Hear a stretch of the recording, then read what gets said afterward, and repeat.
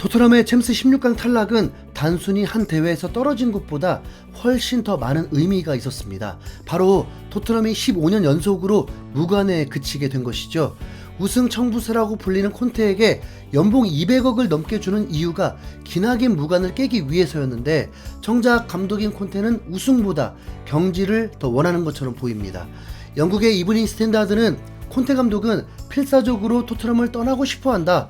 하지만 어쩔 수 없이 토트넘에 몇 주 더 남을 수 있다.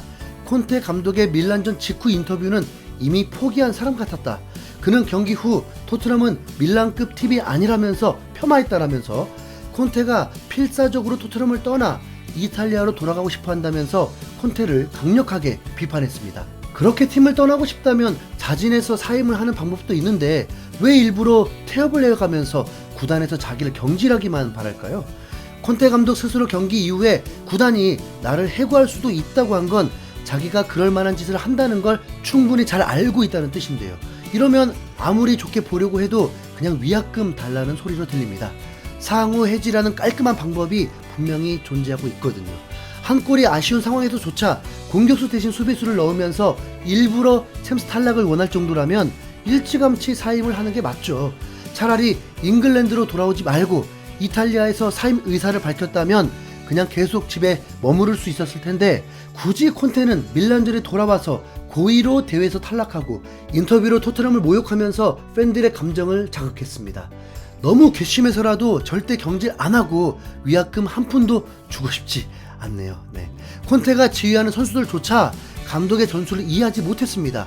왜 그렇게 뻔한 전술만 쓰는 건지, 쓸데도 없는 체력 훈련은 왜 하는 건지, 우승을 할 수 있다고 믿었기 때문에 그동안 콘테 방식을 참아왔는데, 콘테가 지금 하는 행동을 보면 우승 도전과는 거리가 아주 멀잖아요. 돈은 돈대로 받아서 다 쓰고 대회에서는 제대로 쓰지도 않고 맨날 똑같은 전술로 지고 3경기 연속 무득점 경기를 하면서도 공격 전술이 하나도 바뀌지 않는 무능력함의 끝을 보여주고 있습니다.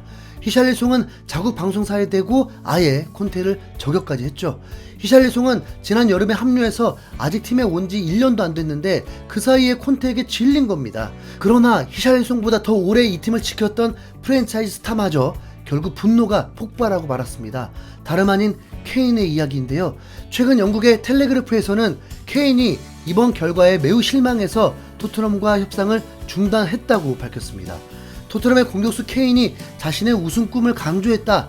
여름까지는 재계약과 관련된 협상에 응하지 않기로 했다라면서 더 늦기 전에 우승을 위해서 이적을 할 결심을 했다고 전했습니다. 케인은 계약은 1년 반 정도 남아있어서 오는 여름에 재계약을 하지 못하면 이적을 시킬 수밖에 없습니다. 왜냐하면 재계약에 실패하면 다음 시즌에는 자유계약 신분으로 이적료 없이 케인이 떠나기 때문이죠. 따라서 케인이 협상을 아예 중단한 건 토트넘을 떠나겠다는 뜻입니다. 그만큼 이번 밀란전 패배가 절망스러웠다는 의미겠죠. 영국의 미러는 이번 패배가 케인을 매우 좌절시켰다고 전했습니다. 지난주는 충분하지 않았다. 지난주 패배는 우리 가슴에 비수를 꽂았다. 우리는 우승 트로피를 들어 올려야 한다라면서 최근 토트넘의 성적에 대해서 비수가 심장에 꽂혔다고 표현하면서 엄청나게 좌절한 모습이었습니다.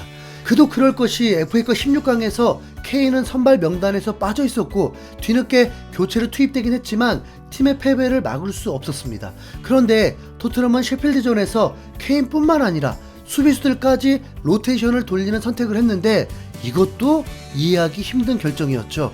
결과적으로 2부 리그 팀에게 지면서 가장 우승이 유력했던 대회에서 무기력하게 탈락하고 말았습니다. 그럼에도 불구하고 스텔리니 코치는 이게 최선의 선택이었다면서 선수 기용에 문제가 없다고 했습니다. 스텔리니 코치의 말대로라면 이 역시 자신의 독단적인 선택이 아닌 콘테 지시를 받은 결정일 텐데요.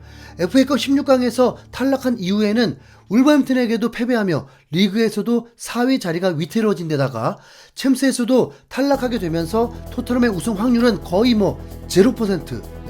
우승을 원하는 케인의 입장에서 팀을 떠나고 싶어진 걸 결코 뭐라고 하기는 힘듭니다. 토트넘의 프랜차이즈 스타로 누구보다 우승을 원했던 사람이 바로 케인이었을 테니까요. 산술적으로는 리그 우승 가능성도 아직 아예 0%라고 할 수는 없지만 실질적으로 현재 1위인 아스날과 승점 18점 차이가 나는 상황이고 5위인 리버풀과는 승점 3점 차이로 우승보다 4위를 걱정해야 되는 게 지금 토트넘의 상황입니다. 최근 3경기 동안 보여준 경기력으로는 4위도 매우 힘들어 보이고요. 영국의 댄킬 패트릭 기자는 이번 시즌 토트넘은 자신들의 경기력이 아니라 상대 팀에 따라서 결정된다.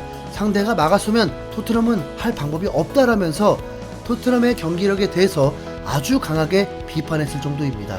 딱히 틀린 말이 아니라서 더 분노가 치밀어 오르는 평가네요. 토트넘이 케인을 붙잡기 위해서는 콘테 감독을 경질한 이후에 후임으로 누가 올지가 매우 중요한데 포체티노의 이름이 거론되면서 재계약 가능성이 높아졌습니다.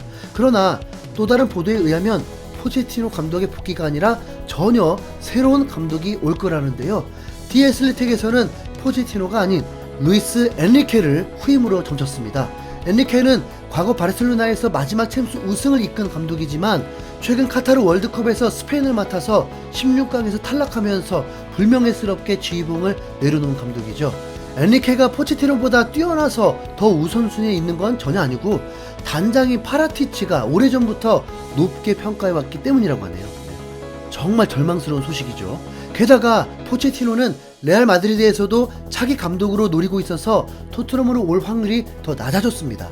그러면 케인의 재계약보다도 손흥민의 이적이 더 시급해집니다. 엔리케로는 케인을 붙잡을 수 없고 손흥민 혼자서 토트넘에 남아 또 우승컵을 놓칠 수 있기 때문이죠. 이미 영국의 많은 언론들이 콘테 전술의 가장 큰 피해자가 손흥민이라고 인정하는 상황입니다.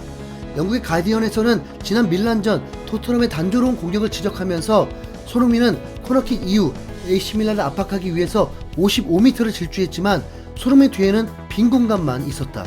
이런 장면들이 손흥민의 효율성이 감소한 원인이다라면서 콘테의 손흥민 활용법에 대해서 짙은 의구심을 표현했습니다.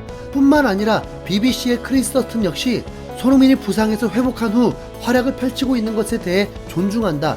가장 큰 문제는 경기장에 있는 동료들이 손흥민을 실망시키는 것이다라면서 손흥민이 문제의 원인이 아니라 다른 토트넘 선수들이 문제라고 했고 토트넘 출신의 해설가 저메인 제나스도 손흥민이 중앙 미드필더 위치에서 볼을 잡는 것을 많이 본다. 그러나 손흥민은 상대 선수를 돌파하며 질주할 때 더 좋은 모습을 보인다라면서 콘테 전술이 문제라고 지적했죠. 다시 말해서 손흥민도 우승을 위해서는 이제 팀을 떠나야 한다는 뜻입니다. 유소년 때부터 토트넘 소속이었던 케인조차 우승을 위해 팀을 떠나는데 손흥민이 더 지켜야 할 의리도 이제는 전혀 없는 게 사실이고요. 짠도이 클럽에서 연봉도 제대로 못 받고 이상한 전술의 피해자로 남으니 조금 늦은 감이 있긴 하지만 지금이라도 팀을 떠나는 게 낫습니다. 뉴캐슬, 리버풀, PSG 같은 팀들도 손흥민을 원한다고 했었으니까요. 그 팀들도 이적해서 손흥민도 우승 꼭 한번 경험했으면 좋겠습니다. 토트넘은 답 없는 거 결론 냈으니까요. 토트넘 4위 모르겠네요. 입중계하자마자 3경기 3연패 무득점이라니 진짜 돌겠네 진짜. 이상 손흥민 응원하는 채널 흰수염군의 스포츠였습니다. 감사합니다.